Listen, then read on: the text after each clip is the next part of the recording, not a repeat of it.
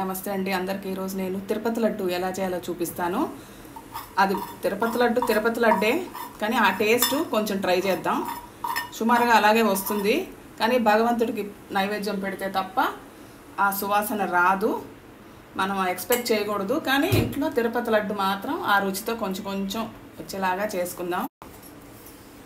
కొంచెం పసుపు, 2 కప్పుల శనగపిండికి 1.5 కప్పుల పాలు పోసుకుందాం. 1/2 కప్పు. ఇది బాగా కలుపుకుందాము. 2 కప్పుల శనగపిండికి 3 కప్పుల పంచదార వేసుకుందాం. 3 1.5 కప్పు నీళ్లు.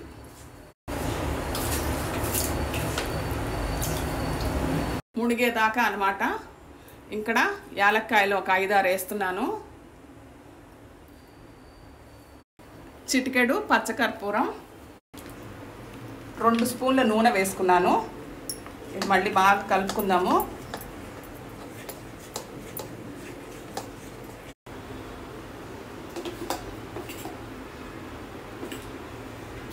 ఇది బజ్జీలాగా వేసేసుకుందాము.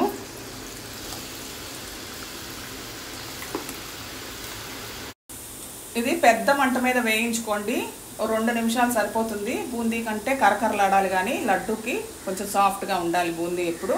సో మనం బూందీలాగా చేయట్లేదు, మోడర్న్ పద్ధతిలో చేస్తున్నాం కొత్త రకంగా. నూనె ఒడిసేసి ఇలా వేసేసుకోండి. ఇలాగే 2 కప్పులు కూడా నేను చేసేస్తాను, లాస్ట్లో చూపిస్తాను.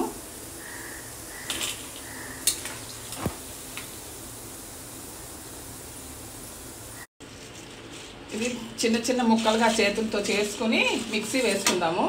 పౌడర్ చేసుకుందాం. ఇప్పుడు చక్కగా పొడి చేసేసుకున్నాము. ఇందులో మిశ్రీ బిళ్ళలు, ఎండు ద్రాక్ష, మీకు నచ్చిన జీడిపప్పు ముక్కలు అన్నీ వేసేసుకోండి. ఇప్పుడు పంచదార, ముదురు తీగపాకం వస్తే బాగుంటుంది. తీగపాకం వచ్చేసి 1.5 నీళ్ళు వేసాను కదా, ముడిగేదాకా వేసాను.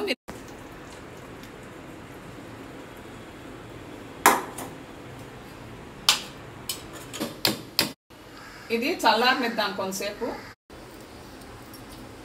నేను ఒక ప్లేట్లో పలచగా చేసేసుకుని లడ్డూలు చేస్తున్నాను. ఇలాగే అన్నీ చేసి చూపిస్తాను. ఇంకా వేడి మీదే ఉన్నాయండి, అందుకే చేతికి సరిగా రావట్లేదు. మీరు చల్లార్చాక నిదానంగా చేసుకోండి, బాగా వస్తాయి. Thank you so much for watching.